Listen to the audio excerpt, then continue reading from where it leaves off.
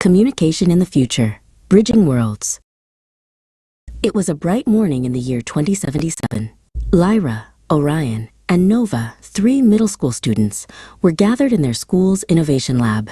Their teacher, Ms. Anya, had given them an exciting project, Communication in the Future, Bridging Worlds. Their minds were buzzing with ideas, thinking about all the amazing ways people connected across the globe. So, what do you think communication will be like in 50 years? Orion asked, tapping his stylus on a transparent tablet. Lyra replied, well, we already have instant thought transfers, don't we? And holographic calls from anywhere on Earth. Nova, who had just walked in, added, but what about our personal connections? Are they truly better?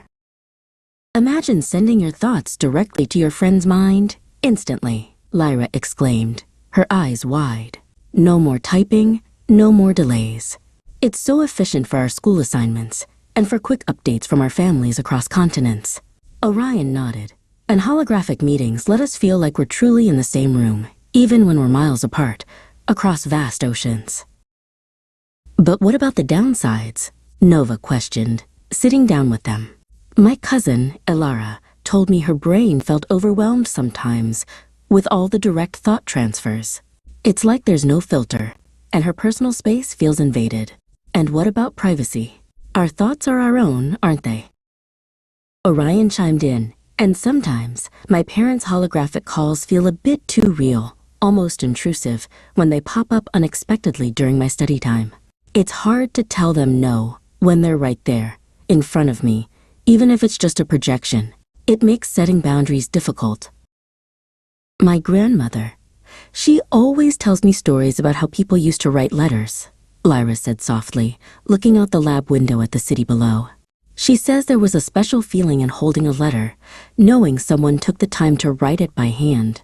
It was a slower, more deliberate way of connecting, but it felt more personal, more cherished. What if we could combine the best of both worlds? Nova suggested, a spark in her eyes. Imagine sending a thought transfer, but it's accompanied by a personalized, hand-drawn digital scroll that unfolds in your mind. Or a holographic message that starts with a traditional greeting from our ancestors. That's brilliant, Orion exclaimed. My friend Alex sometimes misunderstands my quick thought messages. There's no tone, no facial expression, and his feelings get hurt easily. It's a real struggle for our friendship, Lyra added.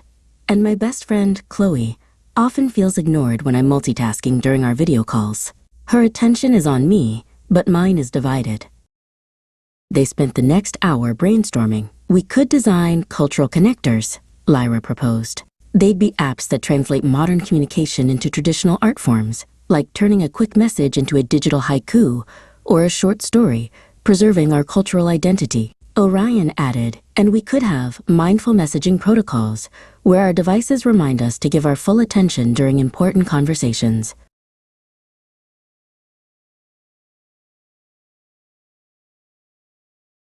Their presentation to Ms. Anya was a huge success. Communication in the future isn't just about speed or technology, Nova concluded. It's about fostering genuine human connection, respecting our cultural roots, and understanding each other's needs. Lyra and Orion nodded in agreement. They had learned that the most advanced communication was one that balanced innovation with the timeless art of human connection.